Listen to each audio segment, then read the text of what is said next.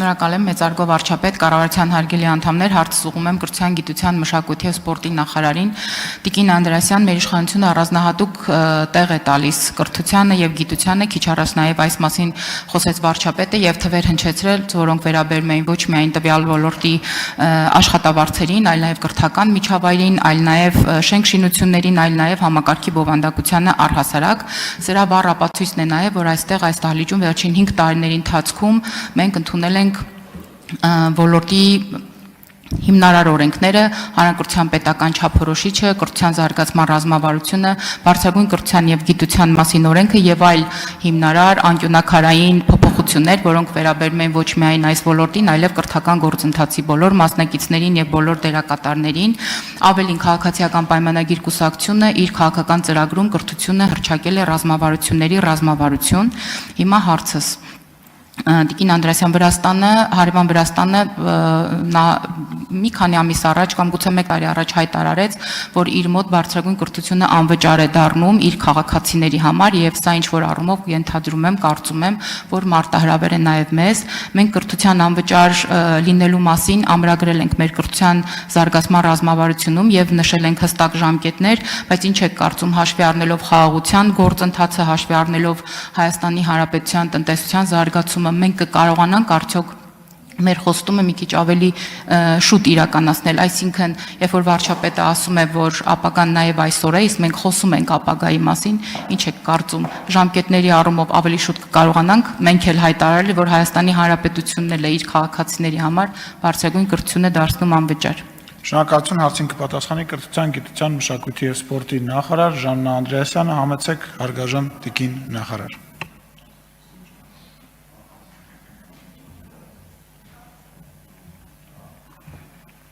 Շնորհակալություն, Տիկին Ստեփանյան, այո, դուք ճիշտ հիշեցիք, այս դահլիճում մենք քննարկել ենք և ընդունել ենք ըստ էության կրթության բոլոր մակարդակներին վերաբերող հիմնարար և ինստիտուցիոնալ փոփոխություններ և այդ փոփոխությունների մի մասը արդեն տեսանելի է, մյուս մասը ես վստահ եմ շատ ավելի հստակ երևալու է առաջիկա նաև տարիներին, որովհետև այդ փոփոխությունների մի մասը պահանջում է նաև ժամանակ և վստահ եմ, որ նրանք առաջիկայում իրենց զգացնել են տալու։ Ինչ վերաբերում է բարձրագույն կրթության համակարգում մեր անելիքներին, պետք է ասեմ, որ համարում եմ, որ այս փուլում առավելապես պետք է կենտրոնանալ հենց այս ուղղության վրա և գիտեք, որ ակադեմիական քաղաքի ծրագիրը, ինչպես նաև նախորդ տարի ընդունված նոր օրենքը հնարավորություն են տալիս նաև այդ ճանապարհը անցնելու և դուք ճիշտ եք, կրթության զարգացման պետական ծրագրում մենք սահմանել ենք հանրային բուհերի պետության կողմից ֆինանսավորման բոլորովին նոր ձևաչափեր և հնարավորություններ։ Եվ իրականում նախատեսում ենք այդ տրամաբանությունը արդեն ենթաօրենսդրական մակարդակում իրականացնել և մասնավորապես ուսանողների սովորելու վերաբերյալ կարևոր է, որ բարձրագույն կրթությունը լինի հասանելի։ Սա նշանակում է, որ մարդկային կապիտալի զարգացումը և կրթության ճանապարհի բացումը պետք է հստակ քաղաքականության գործիքներով հասանելի լինի, բայց ես ուզում եմ այստեղ մի հանգամանք էլ շեշտել։ Մեզ ոչ միայն կարևոր է, որ սովորեն, այլ կարևոր է ինչպես սովորեն։ Դրա համար, եթե նկատել եք մեր բոլոր քաղաքականություններում, մենք առաջադիմության շեմերի և դրանով իսկ սովորելու հանգամանքը ամրագրելու վրա շատ մեծ ուշադրություն ենք դարձնում։ Եվ այո, մեր քաղաքականությունն է, որպեսզի մեր բոլոր ուսանողները, որոնք որ կունենան բավարար առաջադիմություն, որը վստահություն է տալիս, որ նրանք իսկապես ստանում են գիտելիքն ու հմտությունը, որ վաղը կարողանալու են կիրառել իրենց կյանքում և ապահովել իրենց բարեկեցությունը, տեղի է ունենում։ Եվ այդ պայմաններում ուսման վարձի փոխհատուցման մեխանիզմները նախատեսում ենք, որ կգործեն։ Ինչպես դրանք արդեն նկարագրված են կրթաթոշակի կարգում, առաջիկայում այդ կարգի նախագիծը մենք կներկայացնենք հանրային քննարկման, մենք արդեն որոշակի սկզբունքներ մշակել ենք և ունենք մեր պատկերացումը, բայց քանի որ սա շատ մեծածավալ փոփոխություն է, դա պետք է լավ քննարկվի, այդ թվում նաև շահառուների խմբերի հետ, հենց բուհերի հետ, ուսանողների հետ և կարծում եմ, որ առաջիկայում այդ կարգի քննարկման համար կհստակեցնենք նաև ժամկետները։ Իհարկե, այստեղ ես կուզեմ, որ մենք բոլորս լինենք նաև ամուր կանգնած մեր որոշումների վրա այն տեսանկյունից, որ երբ որ ինչ-որ մի բան պլանավորում ենք, այդ պլանավորումը պետք է ունենա ֆինանսական պլանավորում։ Ու կարևոր եմ համարում, որ այս բոլոր որոշումները համընթաց գնան ֆինանսական պլանավորման մեր ձևաչափերին, այնպես որ մեր թիրախները չեն փոխվում, բարձրագույն կրթությունը պիտի լինի հասանելի եւ բոլոր սովորող ուսանողները պետք է ունենան կրթաթոշակի հնարավորություն, մնացածը կլինի կարգի մեջ։ Արձագանք։ Շնորհակալ եմ Տիկին Անդրեասյան,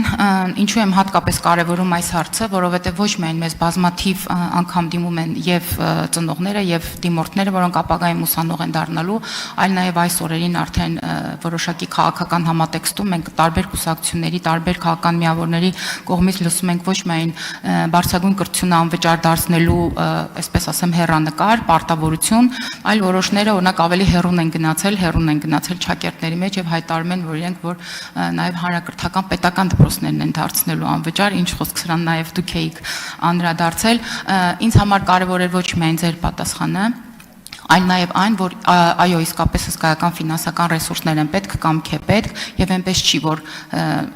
անմիջապես հնարավոր է անցնել անվճար համակարգին եւ այո, դրա համար հսկայական անելիքներ ունենք, ինչից մենք ենթադրում եմ չենք հրաժարվում եւ հնարավորության դեպքում անպայման ձեռնամուխ կլինենք նաև այս կարևոր փոփոխությանը։ Շնորհակալություն Տիկին Ստեփանյան, ես խոսույթի հետ կապված մի բան կուզեմ ընդգծել, իրականում անվճար չի։ Կրթությունը ունի գին, եւ այդ գինը փոքր չի, որտեղ որակյալ կրթությունը թանկ արժի։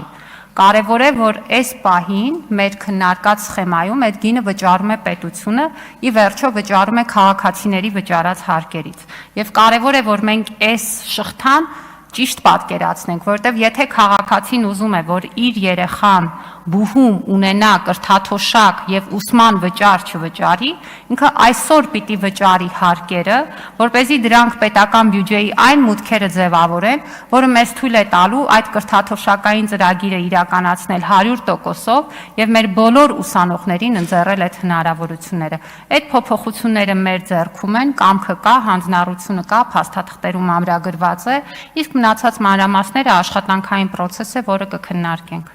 Շնորհակալություն։